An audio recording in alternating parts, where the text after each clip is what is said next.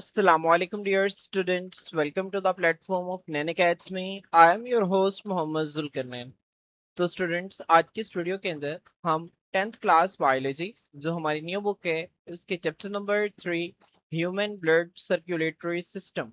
Students आज हम इसका 5th लेक्चर स्टार्ट करेंगे जिसके अंदर हम ब्लड वेसल्स को डिटेल से स्टडी करेंगे। तो स्टूडेंट्स मैंने आपको इस पिछले लेक्चर्स के अंदर बताया कि ह्यूमन ब्लड सर्कुलेटरी सिस्टम जो है इसके 3 इंपॉर्टेंट कंपोनेंट्स हैं। सबसे पहले है ब्लड, उसके बाद है हार्ट और उसके बाद है ब्लड वेसल्स। तो स्टूडेंट्स हमने फर्स्ट 2 लेक्चर्स के अंदर ब्लड को कवर किया, उसके बाद नेक्स्ट 2 लेक्चर्स के अंदर हमने हार्ट को कवर किया। तो स्टूडेंट्स अब हम 2 ही लेक्चर्स के अंदर अपने ब्लड वेसल्स का ये जो पोर्शन है इसको हम कवर करेंगे। तो स्टूडेंट्स आज के इस लेक्चर के अंदर हम ब्लड वेसल्स को, उसके टाइप्स को और उसके स्ट्रक्चर और फंक्शन को जो है वो डिटेल से देखेंगे और इससे अगले लेक्चर के अंदर हम आर्टरियल एंड वेनस सिस्टम को जो है वो तफसील से स्टडी करेंगे। तो स्टूडेंट्स आए अब हम जो है वो ब्लड वेसल्स को बाकायदा स्टार्ट करते हैं। स्टूडेंट्स आप यहाँ पे देख सकते हैं इस पिक्चर में आपको नजर आ रहा है ये आपका जो है वो हार्ट है। अब दिल का काम ये है कि इसने ब्लड को पंप करना है। अब ब्लड का काम ये है कि इसने तमाम इंपॉर्टेंट चीज़ों को बॉडी के उन हिस्सों तक लेके जाना है जहाँ पे उनकी ज़रूरत है। अब स्टूडेंट्स दिल का काम ब्लड को पंप करना है, ब्लड का काम ये है कि उसने इंपॉर्टेंट चीज़ों को कैरी करना है। अब ब्लड को जिस्म के उन हिस्सों तक लेके कौन जाता है? लेके जाती हैं ब्लड वेसल्स, खून की नालियाँ। तो दिल जो है स्टूडेंट्स वो क्या करता है, वो इन्हीं खून की नालियों के अंदर जो है वो खून के ऊपर एक प्रेशर लगाता है जिससे खून इन नालियों के अंदर क्या करता है, फ्लो करता है। और ये खून की नालियां हमारे सारे जिस्म के अंदर जो है वो फैली होती हैं। तो स्टूडेंट्स अब ये जो ब्लड वेसल्स आपको नजर आ रही हैं ना, यहाँ पे स्टूडेंट्स आपको 2 कलर की वेसल्स नजर आ रही हैं, एक आपको रेड कलर की नजर आ रही हैं और एक आपको ब्लू कलर की नजर आ रही हैं। ये जो रेड कलर की वेसल्स नजर आ रही हैं इन्हें हम आर्टरीज कहते हैं। क्या कहते हैं स्टूडेंट्स? आर्टरीज कहते हैं। जबकि जो ब्लू कलर की आपको नजर आ रही हैं इन्हें हम वेन्स कहते हैं।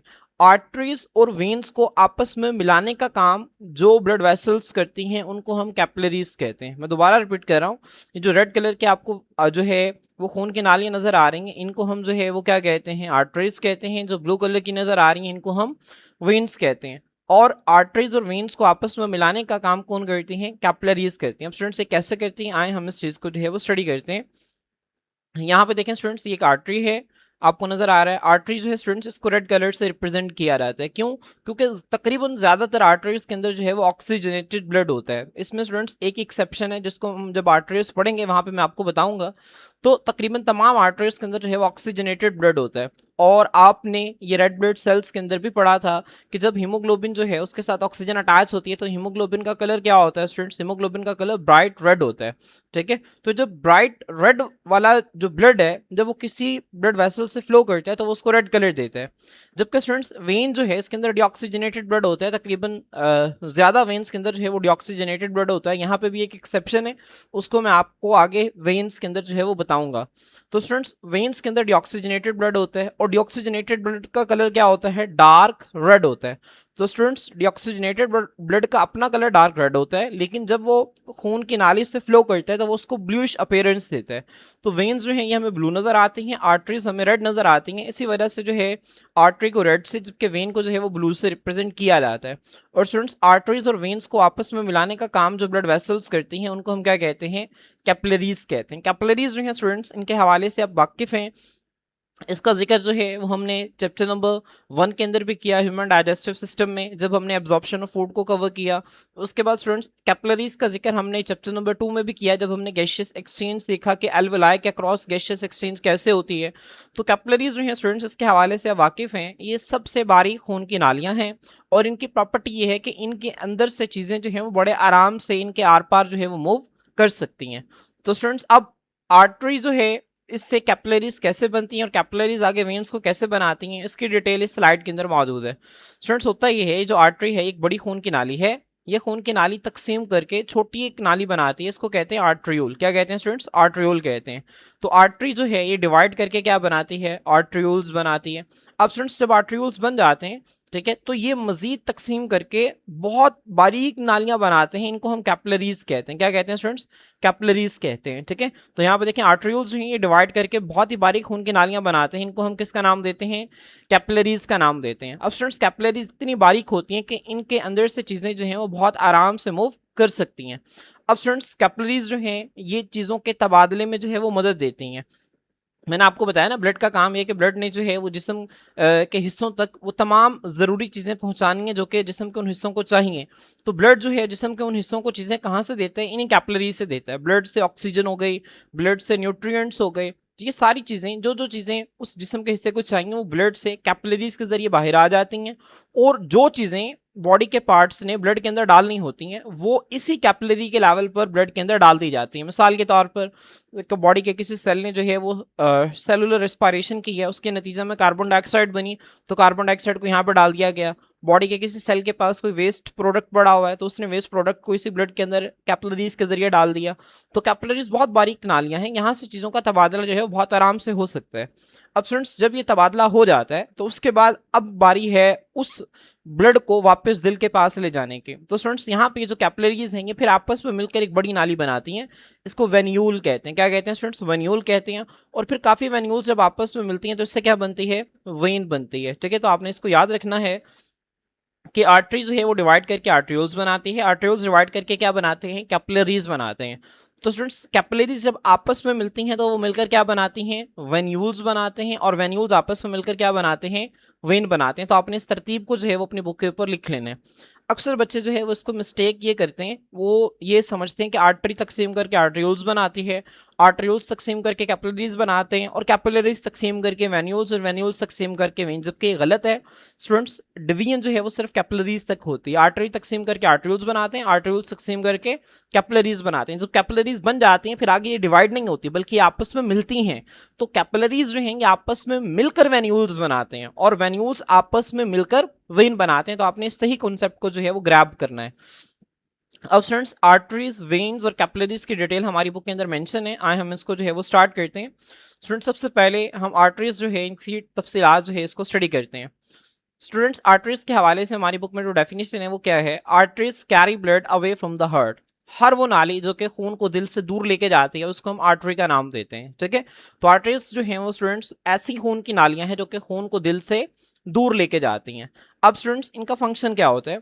अब जाहिर सी बात है स्टूडेंट्स, जो ब्लड है जब वो दिल से दूर जाएगा तो जाहिर सी बात है जिस्म के हिस्सों के पास जब जाएगा तो वो जिस्म के हिस्सों तक जो है वो क्या करेगा? वो चीज़ों को लेके जाएगा, ऑक्सीजन को लेके जाएगा, वो जिस्म के हिस्सों तक खुराक को लेके जाएगा। ठीक है, तो यहाँ पे देखें इन अडल्ट्स, वो कहता है अडल्ट्स के अंदर ऑल आर्टरीज, तमाम आर्टरीज जो हैं वो ऑक्सीजनेटेड ब्लड कैरी करते हैं, एक्सेप्ट किसके? पल्मोनरी आर्टरीज के। तो आपने इस पॉइंट को याद रखना है। मैंने आपको बताया था ना कि एक एक्सेप्शन है, तकरीबन तमाम आर्टरीज के अंदर जो है वो ऑक्सीजनेटेड ब्लड होते हैं सिवाय किसके? पल्मोनरी आर्टरीज के। अब स्टूडेंट्स अगर आप जो है वो पिछला लेक्चर याद करें तो जब हमने सर्कुलेशन पढ़ी थी कि सर्कुलेशन जो है वो हार्ट के अंदर ब्लड की कैसे होती है, तो वहाँ पे मैंने आपको बताया था कि जब राइट वेंट्रिकल जो है वो क्या करता है? वो कॉन्ट्रैक्ट करता है तो ब्लड जो है वो पल्मोनरी आर्टरीज के जरिए जो है वो कहाँ पे जाता है? लंग्स के पास जाता है। क्यों जाता है? ताकि उसके अंदर ऑक्सीजन को ऐड किया जा सके। तो पल्मोनरी आर्टरीज जो हैं ये वाहिद आर्टरीज हैं जो कि ऑक्सीजनेटेड ब्लड नहीं लेती बल्कि डीऑक्सीजनेटेड ब्लड को लेके जाती हैं। तो आपने इस एमसीक्यू को याद रखना है, ये इंपॉर्टेंट एमसीक्यू बन सकता है। तो स्टूडेंट्स हमारी बॉडी की तमाम आर्टरीज जो हैं वो क्या करती हैं? वो ऑक्सीजनेटेड ब्लड लेके जाती हैं सिवाय किसके? पल्मोनरी आर्टरीज के। ठीक है, ऑक्सीजनेटेड ब्लड और डीऑक्सीजनेटेड ब्लड में फर्क आपको पता है ना? ऑक्सीजनेटेड ब्लड किससे कहते हैं? ऐसा ब्लड जिसके अंदर ऑक्सीजन की कंसंट्रेशन ज्यादा होती है और कार्बन डाइऑक्साइड की कंसंट्रेशन कम होती है। जबकि डीऑक्सीजनेटेड ब्लड के अंदर ऑक्सीजन जो है इसकी कंसंट्रेशन कम होती है और कार्बन डाइऑक्साइड की कंसंट्रेशन ज्यादा होती है। अक्सर बच्चे ये समझते हैं कि ऑक्सीजनेटेड ब्लड में सिर्फ ऑक्सीजन होती है, कार्बन डाइऑक्साइड नहीं होती, जबकि डीऑक्सीजनेटेड ब्लड में सिर्फ कार्बन डाइऑक्साइड होती है, ऑक्सीजन नहीं होती। ये कॉन्सेप्ट बिल्कुल गलत है। ठीक है, तो आपने याद रखना है कि ऑक्सीजनेटेड ब्लड में ऑक्सीजन भी होती है, कार्बन डाइऑक्साइड भी होती है, लेकिन ऑक्सीजन का लेवल ज्यादा होता है, कार्बन डाइऑक्साइड का लेवल कम होता है। इसी तरह जो डीऑक्सीजनेटेड ब्लड है उसमें भी ऑक्सीजन भी होती है और कार्बन डाइऑक्साइड भी होती है, लेकिन कार्बन डाइऑक्साइड का लेवल ज्यादा होता है और ऑक्सीजन का लेवल कम होता है। तो स्टूडेंट्स आपने इन पॉइंट्स को जो है वो ज़हन में रखना है। यहाँ पे उसने अडल्ट्स का लफ्ज़ इस्तेमाल किया है, अडल्ट जो है वो बालिग को कहते हैं, लेकिन बच्चों में भी, ठीक है, बच्चे पैदाइश के बाद जितने भी जानदार हैं उन तमाम जानदार में जो है वो यही प्रोसेस हो रहा होता है कि तमाम आर्टरीज सिवाय पल्मोनरी आर्टरीज के ऑक्सीजनेटेड ब्लड को जो है वो लेके जाती हैं। स्टूडेंट्स इसके बाद आर्टरीज का जब आप स्ट्रक्चर देखते हैं, किसी भी आर्टरी को जब आप काट के देखते हैं तो आपको कैसी नजर आती है? तो स्टूडेंट्स यहाँ पे देखें, यहाँ पे एक स्लाइड की मदद से आपको इसका बेहतरीन स्ट्रक्चर जो है वो शो हो रहा है। स्टूडेंट्स ये आर्टरी है और ये एक वेन है। अब आर्टरीज और वेन्स का जो स्ट्रक्चर है स्टूडेंट्स वो तकरीबन सेम है। आर्टरीज जो है स्टूडेंट्स ये 3 लेयर्स से मिलकर बनती हैं। ठीक है, कितनी लेयर्स से मिलकर बनती हैं? 3 लेयर्स से मिलकर बनती हैं। स्टूडेंट्स ये जो आपको सबसे बाहर वाली लेयर नजर आ रही है, ठीक है, ये किससे मिलकर बनती है? मिलकर बनती है कनेक्टिव टिश्यू से। उसके बाद स्टूडेंट्स ये आपको जो सेंटर में लेयर नजर आ रही है ये मिलके बनती है स्मूथ मसल से। किससे? स्मूथ मसल से। और दूसरा इलास्टिक टिश्यू से। ठीक है, यहाँ पे इलास्टिक फाइबर्स लिखा हुआ है, आपकी बुक में इलास्टिक टिश्यू का लफ्ज इस्तेमाल हुआ है, इसी वजह से मैं इलास्टिक टिश्यू पढ़ रहा हूँ। तो मिडल लेयर जो है स्टूडेंट्स ये स्मूथ मसल्स और इलास्टिक टिश्यू से मिलकर बनती है। जबकि जो सबसे अंदर वाली लेयर है, अगर आप इस पर गौर करें स्टूडेंट, तो जो सबसे अंदर वाली लेयर है ये एक सिंगल सेल्स की लेयर पर मुश्तमिल होती है और इसको हम नाम देते हैं एंडोथीलियम। किसका नाम देते हैं स्टूडेंट्स? एंडोथीलियम का नाम देते हैं। तो बहुत इंपॉर्टेंट है, आपने इसको अच्छी तरह से याद रखना है कि आर्टरी जो है स्टूडेंट्स इसकी 3 लेयर्स हैं। कितनी लेयर्स हैं स्टूडेंट्स? इसकी 3 लेयर्स हैं। जो थिक वॉल्स है ना स्टूडेंट्स आर्टरीज की जो मोटी दीवारें हैं वो किससे मिलकर बनी होती हैं? 3 लेयर्स पर मुश्तमिल होती हैं। जो सबसे अंदर वाली लेयर है स्टूडेंट्स उसको हम एंडोथीलियम कहते हैं। एंडोथीलियम क्या होती है? सिंगल सेल्स की एक लेयर होती है जो कि अंदर से आर्टरी को जो है वो लाइन करके रखती है, अंदर से आर्टरी को जो है वो क्लोज करके रखती है। ठीक है स्टूडेंट्स, उसके बाद मिडल लेयर के अंदर क्या होते हैं? एक तो स्मूथ मसल्स होते हैं और दूसरे इलास्टिक टिश्यूज होते हैं। तो इंपॉर्टेंट एमसीक्यू आपने याद रखना है कि मिडल लेयर के अंदर स्मूथ मसल्स भी होते हैं और इलास्टिक टिश्यूज भी मौजूद होते हैं। अब स्टूडेंट्स ये जो इलास्टिक टिश्यूज है ना ये आर्टरी को जो है वो लचक फराहम करते हैं। अगर किसी वजह से आर्टरी के अंदर ब्लड ज्यादा प्रेशर के साथ आता है तो आर्टरी जो है वो इन इलास्टिक टिश्यूज की वजह से उस प्रेशर को बर्दाश्त कर सकती है। ठीक है, आर्टरीज क्या कर सकती हैं? उस प्रेशर की इन इलास्टिक टिश्यूज की वजह से उस प्रेशर को बर्दाश्त कर सकती हैं। ठीक है, फर्ज करें पहले आर्टरी जो है इतनी है, जैसे ब्लड प्रेशर के साथ आया तो ये इलास्टिक टिश्यूज जो हैं ये आर्टरी की दीवार को लचक फराहम करते हैं, वो थोड़ी सी जो है वो खुल जाती है। ठीक है तो इस वजह से इन इलास्टिक टिश्यूज की वजह से जो आर्टरी है वो फटती नहीं है। ठीक है, वो फटती नहीं है और जो है वो सही स्टेबल रहती है। उसके बाद जो सबसे बाहर वाली लेयर है स्टूडेंट्स ये कनेक्टिव टिश्यू से मिलकर बनती है। तो आपने इसको जो है वो याद रखना है कि जो थिक वॉल्स हैं आर्टरी की ये 3 लेयर्स पर मुश्तमिल होती हैं। जो इनर लेयर है वो एंडोथीलियम से मिलकर बनती है, जो मिडल लेयर है स्टूडेंट्स ये स्मूथ मसल्स और इलास्टिक टिश्यू से, और जो आउटर लेयर है ये कनेक्टिव टिश्यू से मिलकर बनती है। स्टूडेंट्स मैंने आपको बताया था ना कि हमारी बॉडी के अंदर टिश्यूज की 4 टाइप्स हैं, epithelial tissue, connective tissue, muscular tissue और नर्वस टिश्यू। तो स्टूडेंट्स यहाँ पे ये जो कनेक्टिव टिश्यू है हमने ब्लड के हवाले से भी पढ़ा था कि blood is a type of connective tissue, और कनेक्टिव टिश्यू यहाँ पर भी आ गया है कि जो आर्टरी की सबसे बाहर वाली दीवार है ये भी कनेक्टिव टिश्यू से मिलकर बनती है।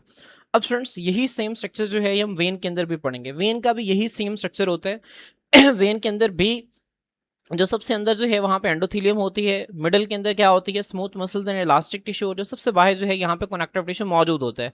अब आर्टरीज और वेन्स के अंदर स्टूडेंट्स फर्क क्या होता है? यहाँ पे देखें आपको डायग्राम के अंदर बहुत ही वाज़ेह क्लियर कट आपको डिफरेंस नजर आ रहा है कि आर्टरी के अंदर ये जो मिडल लेयर आपको नजर आ रही है ये मोटी है, ये क्या है? थिक है, आप यहाँ पे देख सकते हैं।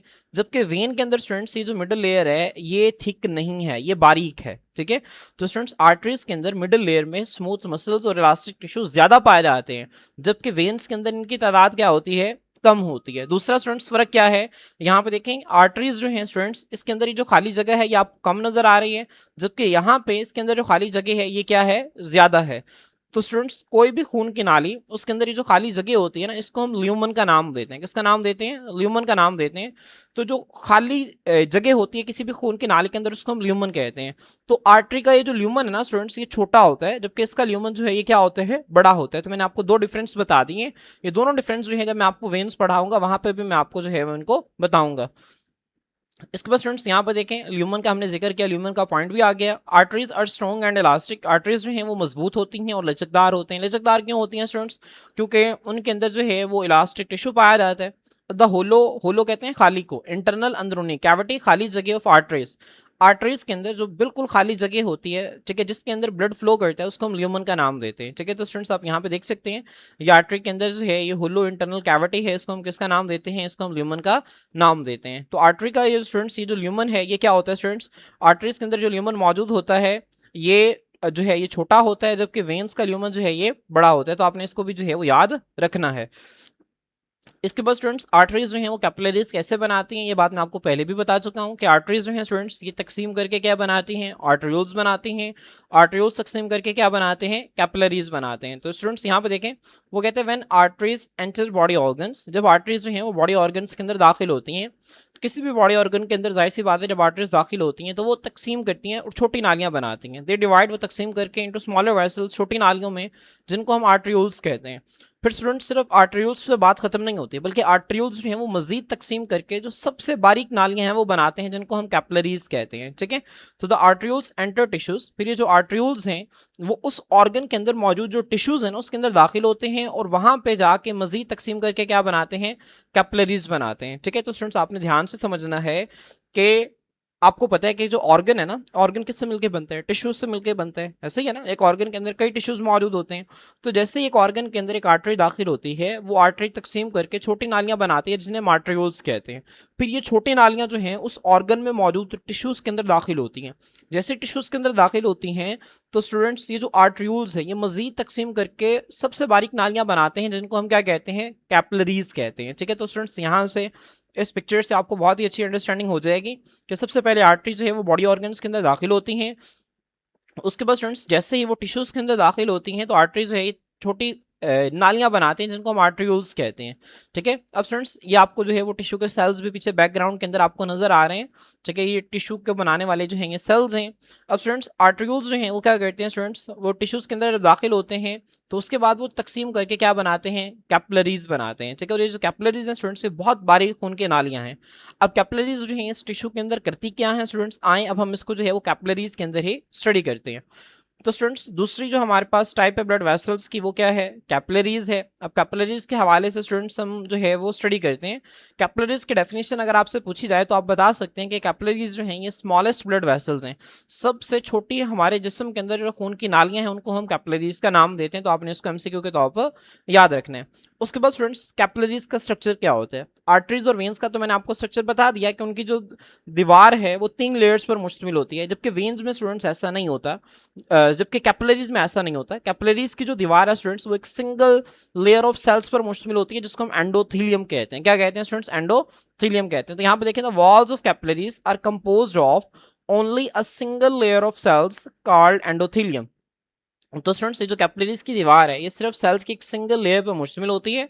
ठीक है, जिसको हम एंडोथीलियम का नाम देते हैं। मतलब स्टूडेंट्स अगर आप आर्टरी और कैपिलरी के स्ट्रक्चर के अंदर कंपैरिजन करें तो आर्टरी के अंदर 3 लेयर्स है, जबकि कैपिलरी के अंदर सिर्फ एक लेयर है। ठीक है, अब आर्टरी के अंदर स्टूडेंट्स जो आउटर लेयर है वो कनेक्टिव टिश्यू से मिलकर बनती है, मिडिल लेयर इलास्टिक टिश्यू और स्मूथ मसल से मिलकर बनती है, जबकि दोनों लेयर्स जो है वो कैपिलरीज के अंदर मौजूद नहीं होती। तो आपने इस पॉइंट को भी जो है वो याद रखना है।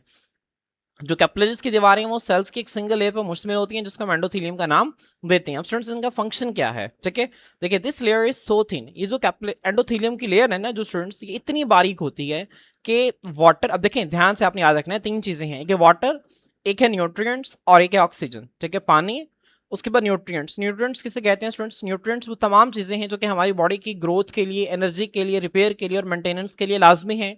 न्यूट्रिएंट्स के डेफिनेशन मैंने आपको चैप्टर नंबर 1 में भी बताई थी और 9th क्लास के अंदर भी हमने इसको पढ़ा था। तो स्टूडेंट्स ये लेयर इतनी बारीक होती है कि इसमें से पानी, न्यूट्रिएंट्स और साथ ही साथ ऑक्सीजन जो है वो ब्लड से निकलकर कहाँ पे चला जाता है, टिश्यू फ्लूइड के अंदर चला जाता है। अब स्टूडेंट्स टिश्यू फ्लूइड क्या होता है आपने इसको ध्यान से समझना है। यहाँ पे आप इमेजिन करें कि जो आपको सेल्स नजर आ रहे हैं ना ये टिश्यू के सेल्स हैं।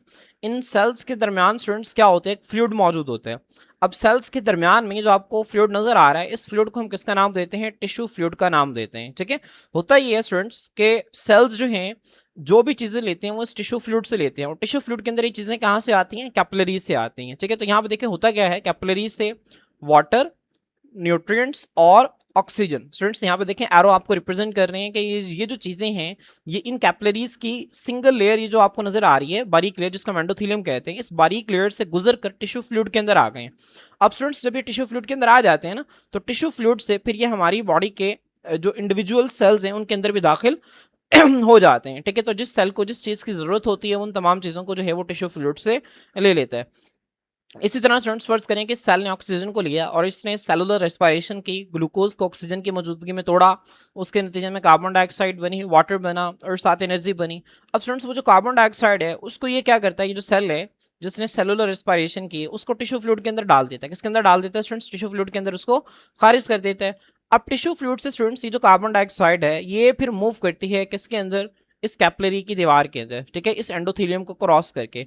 इसी तरह जो दूसरे वेस्ट मटेरियल्स जो कि सेल के अंदर बनते हैं वो सेल इस टिश्यू फ्लूइड में डाल देते हैं, और वो जो वेस्ट मटेरियल्स हैं वो इस टिश्यू फ्लूइड से जो है वो एंडोथीलियम को क्रॉस करके कैपिलरी के अंदर दाखिल हो जाते हैं। ठीक है, तो स्टूडेंट्स यहाँ पे यही लिखा हुआ है कि जो लेयर है इतनी बारीक होती है कि पानी, न्यूट्रिएंट्स और ऑक्सीजन ये इससे गुजर कर टिश्यू फ्लूइड में दाखिल होते हैं। इसी तरह जो कार्बन डाइऑक्साइड और दूसरे वेस्ट हैं जो कि टिश्यू फ्लूइड में मौजूद होते हैं, टिश्यू फ्लूइड के अंदर कहाँ से आए, सेल से आए जो कि उस टिश्यू को बना रहे हैं।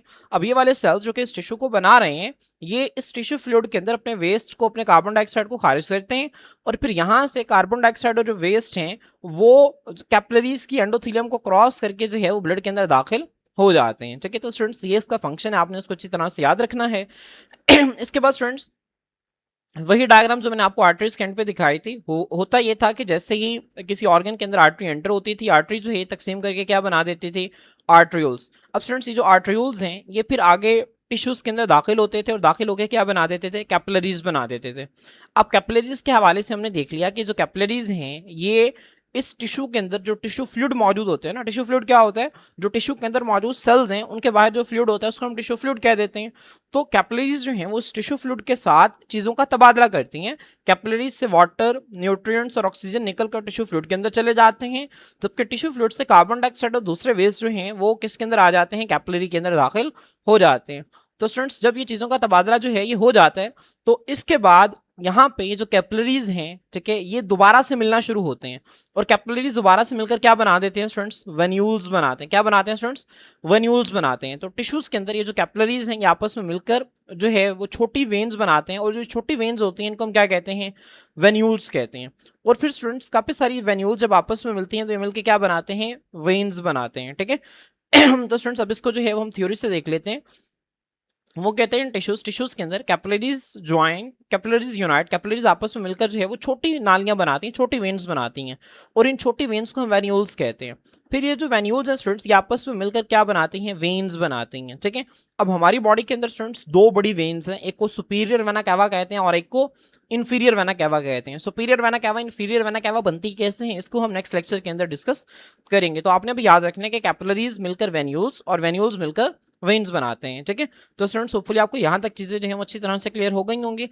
अब स्टूडेंट्स वेन्स जो है इसका स्ट्रक्चर क्या है और इसका फंक्शन क्या है, हम बाकायदा इसको जो है वो स्टार्ट करते हैं। सबसे पहले वेन्स की डेफिनेशन है, veins veins carry blood towards the heart. Veins जो है स्टूडेंट्स ये ऐसे खून की नालियां जो कि खून को दिल की तरफ लेकर आती हैं। ठीक है। आर्टरीज जो है वो क्या थी, ये ऐसी खून की नालियां थी जो कि खून को दिल से दूर लेकर आती हैं, जबकि वेन्स जो है ये ऐसे खून की नालियां जो कि खून को दिल की तरफ लेकर आती हैं। अब स्टूडेंट्स वेन्स का काम क्या होता है, जिस तरह आर्टरीज का हमने फंक्शन पढ़ा था कि अडल्ट के अंदर तकरीबन तमाम आर्टरीज सिवाय पल्मोनरी आर्टरीज के ऑक्सीजनेटेड ब्लड को कैरी करती हैं। इसी तरह स्टूडेंट्स हमारी बॉडी के अंदर जितनी भी वेन्स हैं वो सारी की सारी डीऑक्सीजनेटेड ब्लड को लेके आती हैं। अब ऑक्सीजनेटेड ब्लड और डीऑक्सीजनेटेड ब्लड का फर्क मैं आपको पहले ही 12 मरतबा बता चुका हूं। तो स्टूडेंट्स अब वेन्स जो हैं ये डीऑक्सीजनेटेड ब्लड को लेके आती हैं, ठीक है, दिल के पास, सिवाय किसके, सिवाय पल्मोनरी वेन्स के। पल्मोनरी वेन्स ये वाहिद वेन्स हैं जो कि हमारी बॉडी के अंदर ऑक्सीजनेटेड ब्लड को दिल की तरफ जो है वो लेके आती हैं। तो आपने इसको याद रखना है कि पल्मोनरी वेन्स जो है इनकी कुल तादाद 4 होती है और ये लंग से ऑक्सीजनेटेड ब्लड को ला के दिल के किस खाने के अंदर डालते हैं, लेफ्ट एट्रियम के अंदर डाल देते हैं। ठीक है। तो आपने इस पॉइंट को भी जो है वो जहन में रखना है। उसके बाद स्टूडेंट्स इसका स्ट्रक्चर क्या है, वेन का स्ट्रक्चर मैं आपको पहले ही बता चुका हूं कि जिस तरह वॉल्स ऑफ आर्टरीज की दीवारों की तरह जो वेन्स की वॉल है ये भी 3 लेयर्स पर मुश्तमिल होती है। तो वो कहते हैं the walls of veins are composed of same 3 layers are as are present in the artery wall. जो वेन्स की दीवार है वो भी उन्हीं सेम 3 लेयर्स पर मुश्तमिल होती है जिन 3 लेयर्स के ऊपर जो है वो आर्टरी की वॉल मुश्तमिल थी। कौन कौन सी हैं स्टूडेंट्स, जो सबसे इनर लेयर है वो एंडोथेलियम से मिलकर बनती है, जो मिडल लेयर है वो स्मूथ मसल्स और इलास्टिक टिश्यू से मिलकर बनती है, जबकि जो आउटर लेयर है स्टूडेंट्स ये कनेक्टिव टिश्यू से मिलकर बनती है। तो स्टूडेंट्स अब इसमें फर्क क्या है, ठीक है, आर्टरीज और वेन्स के अंदर जो है वो डिफरेंस किस चीज का आता है इसके स्ट्रक्चर के अंदर, तो आपने इसको समझना है। मैंने आपको बताया था कि इसकी मिडल लेयर के अंदर आर्टरी के अंदर जो है वो smooth muscles and elastic tissue ज्यादा होते हैं जबकि यहाँ पे कम होते हैं। दूसरा, आर्टरी का ल्यूमन जो है ये छोटा होता है जबकि वेन का ल्यूमन जो है ये क्या होता है, बड़ा होता है। तो स्टूडेंट्स अब यहाँ पे देखें डिफर फ्रॉम आर्टरीज की आप हेडिंग देंगे, फिर आप यहाँ पे बाकायदा लिखेंगे कि इन वेन्स के अंदर द मिडल लेयर जो दरमियान वाली लेयर है इस कंपैरेटिवली थिन, कंपैरेटिवली का मतलब होता है निस्बतन, ठीक है, थिन बारीक होती है as compare to arteries. Veins के अंदर जो दरमियान वाली लेयर है वो आर्टरीज की निस्बत जो है वो क्या होती है, बारीक होती है। क्यों बारीक होती है, क्योंकि उसके पास स्मूथ मसल्स और इलास्टिक टिश्यूज क्या होते हैं, कम होते हैं। It has lesser smooth muscles and elastic tissues. तो स्टूडेंट्स ये वही बात है जो कि मैंने आप लोगों को जो है वो यहाँ से समझा दी है। तो स्टूडेंट्स होपफुली आपको यहाँ तक चीजें क्लियर हो गई होंगी। उसके बाद ल्यूमन है स्टूडेंट्स, ल्यूमन हम खाली जगह को कहते हैं। तो ल्यूमन जो है वेन्स का वो ब्रॉडर होता है, ब्रॉडर का मतलब है चौड़ा होता है, किसके निस्बत, आर्टरीज की निस्बत। तो आपने इस पॉइंट को भी याद रखना है। और सबसे इंपॉर्टेंट बात स्टूडेंट्स, वेन्स के अंदर जो है वो वॉल्व्स होती हैं, क्या होते हैं, वॉल्व्स होते हैं। तो आपने इसको याद रखना है। वॉल्व्स मैंने आपको जो है वो हर्ट के अंदर बताए थे। वॉल्व्स क्या होते हैं स्टूडेंट्स, ये असल में फ्लैप्स होते हैं जो कि यूनिडायरेक्शनल ब्लड फ्लो को मेंटेन करते हैं, जो कि ब्लड को एक ही डायरेक्शन के अंदर जो है वो फ्लो करवाते हैं।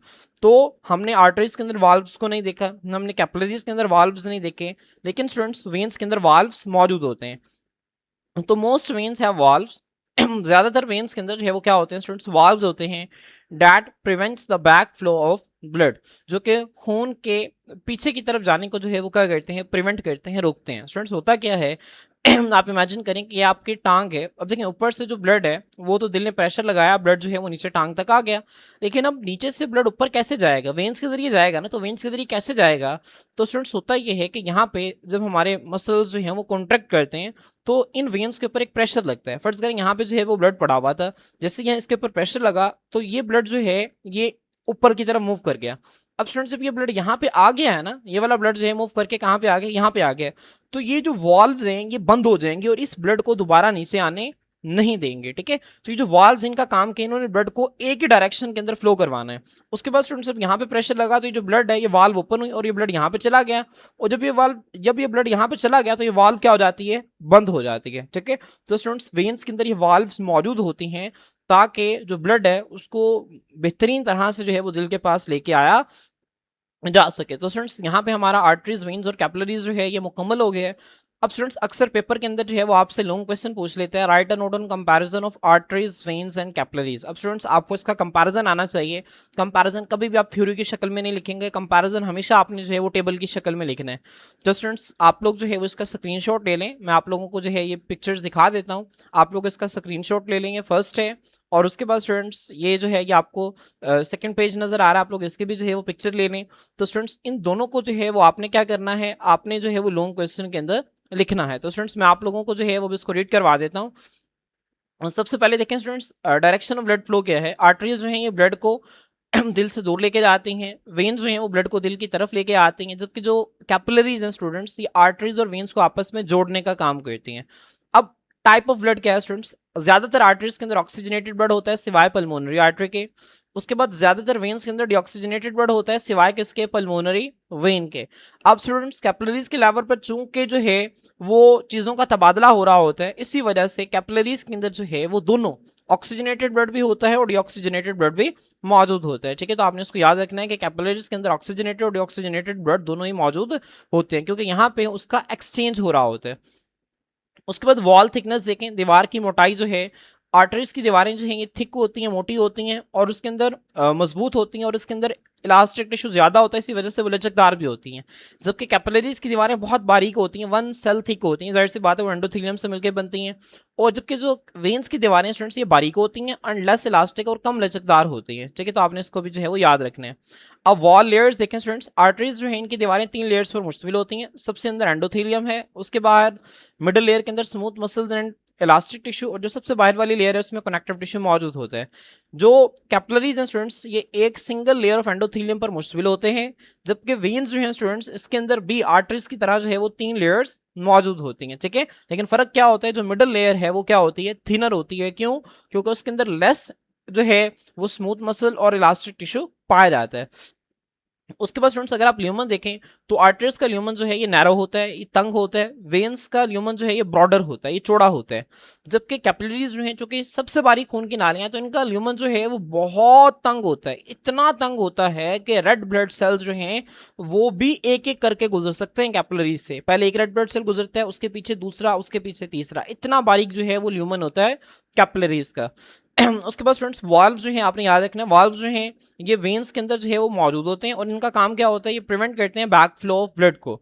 ठीक है स्टूडेंट्स, कैपिलरीज के अंदर वाल्व्स एब्सेंट होते हैं और आर्टरीज के अंदर जो है वाल्व्स एब्सेंट होते हैं। स्टूडेंट्स यहाँ पे आपने एक और बात याद रखनी है, यहाँ पे एक एक्सेप्शन है, वो एक्सेप्शन है 2 आर्टरीज की, एक है पल्मोनरी आर्टरीज और एक है एओर्टा। स्टूडेंट्स आपको मैंने बताया था कि जैसे ही राइट एट्रियम जैसे ही जो है वो राइट एट्रियम में डीऑक्सीजनेटेड ब्लड आता है वो कॉन्ट्रैक्ट करके राइट वेंट्रिकल में डाल देते हैं। राइट वेंट्रिकल जब कॉन्ट्रैक्ट करता है तो ब्लड पल्मोनरी ट्रंक के अंदर दाखिल होता है और पल्मोनरी ट्रंक की बेस पे एक वाल्व होती थी जिसको हम किसका नाम देते थे, जिसको हम पल्मोनरी सेमिल्यूनर वाल्व का नाम देते थे। ठीक है। और इसी तरह स्टूडेंट्स जब लेफ्ट वेंट्रिकल कॉन्ट्रैक्ट करता है तो ब्लड जो है वो एओर्टा के अंदर जाता है। एओर्टा की बेस के ऊपर भी एक वाल्व होता है जिसको एओर्टिक सेमिल्यूनर वाल्व कहते हैं। ठीक है। तो स्टूडेंट्स यहाँ पे ये दो एक्सेप्शंस आपने याद रखनी है, एक जो पल्मोनरी ट्रंक की बेस पे जो वाल्व है और दूसरा एओर्टा के बेस पे वाल्व है। इसके अलावा बाकी आर्टरीज के अंदर वाल्व्स मौजूद नहीं होते। ठीक है। तो यहाँ पे आपने इस पॉइंट को भी जो है वो जहन में रखना है। उसके बाद मेन फंक्शन क्या है स्टूडेंट्स आर्टरीज का, कि ये ब्लड को जो है वो दिल से लेके आते हैं अंडर हाई प्रेशर, जबकि इनका काम है कि इसने एक्सचेंज करवाना है ऑक्सीजन का, न्यूट्रिएंट्स का, कार्बन डाइऑक्साइड का, वेस्ट का, जबकि ब्लड को दोबारा दिल की तरफ जो है वापस भेज देते हैं। उसके बाद स्टूडेंट्स अब ये ब्रांचेस ये तकसीम कैसे करते हैं, आर्टरीज तकसीम करके आर्ट्रियोल्स बनाते हैं, आर्ट्रियोल्स तकसीम करके कैपिलरीज बनाते हैं। उसके बाद कैपिलरीज जो हैं ये आपस में मिलकर वेन्यूल्स बनाती हैं और वेन्यूल्स आपस में मिलकर जो है वो वेन्स बनाती हैं। ठीक है। तो स्टूडेंट्स होपफुली आपको यहाँ तक चीज़ें जो है वो अच्छी तरह से अंडरस्टैंड हो गई होंगे। स्टूडेंट्स ये पिक्चर जो है ये आपकी बुक के अंदर जो है वो बनी हुई है, आप लोगों ने जो है वो इसको देखना है, इसकी प्रैक्टिस करनी है और इसको ड्रॉ करने की जो है वो कोशिश करनी है। मैं उम्मीद करता हूँ कि आपको लेक्चर जो है इसकी बहुत ही अच्छी अंडरस्टैंडिंग हो गई होगी। इंशाल्लाह नेक्स्ट लेक्चर के अंदर हम आर्टरियल एंड वेनस सिस्टम को तफसील से कवर करेंगे। आज के लिए इतना ही। अल्लाह हाफ़िज़।